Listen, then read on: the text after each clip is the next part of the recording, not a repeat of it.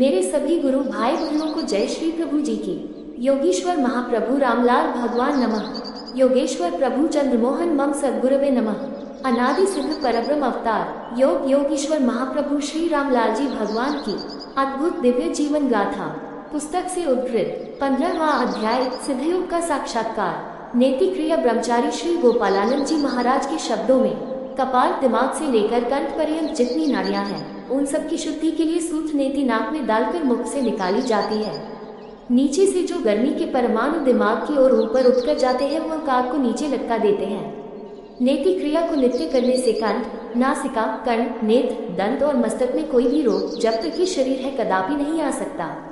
नजले से उत्पन्न हुई कंठमाला, हंजीरे और जितने भी रोग हो सकते हैं उन सब की निवृत्ति इस नेति के अभ्यास से हो जाती है। इस नेति के अतिरिक्त योग के जीवन तत्व साधन आदि द्वारा भी अनेक प्रकार के लाभ योग साधन आश्रमों में आकर निःशुल्क जनसाधारण ले सकते हैं। काक का मल निकालने के लिए गले की ग्रंथियों को ठीक और साफ रखने के लिए जल नेति कराई जाती है। इसी प्रकार जिह्वा के ऊपर से लंग कर कंठ से लेकर मस्तिष्क तक की संपूर्ण निर्बलता को दूर करने में नेति सफल हुई है।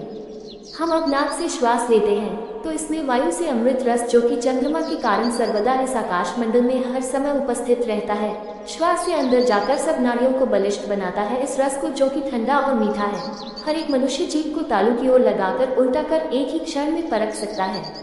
जब तक ये रस अपनी ठीक अवस्था में रहता है तब तक कंठ से लेकर मस्तिष्क तक कोई रोग पास तक नहीं आने पाता, किंतु जब आमाशय या हृदय से गर्मी खुश्की के परमाणु उठकर दिमाग में जाते हैं तो यही रस नजला के रूप में परिवर्तित हो जाता है।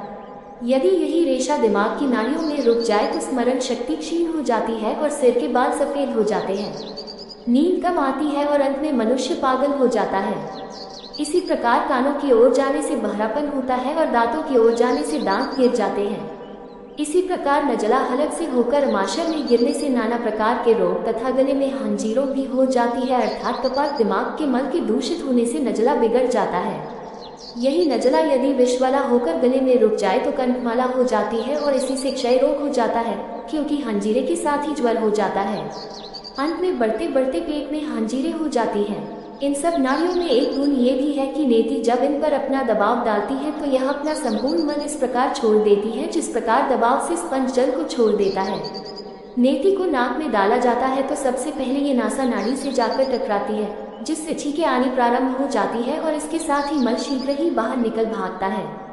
इससे भली प्रकार ज्ञात हुआ कि नेति बलगमी, मल, कफ इत्यादि को शांत कर देती है। यदि यह अशुद्ध रस शुद्ध न किया जाए तो यही बढ़कर नाना प्रकार के रोगों का कारण बन जाता है। जुकाम, खांसी, दमा, गलों का पड़ना, हंजीरे, नेत्र रोग, कर्ण रोग, दांतों के रोग, सिर के रोग, यक्ष्मा इत्यादि रोगों को दूर करने के लिए नेति जादू सा प्रभाव रखती है। नेति नासा नाड़ी को शुद्ध करके मस्तिष्क की समस्त नाड़ियों को शुद्ध करने का एक उच्च साधन है। जय श्री प्रभु जी की।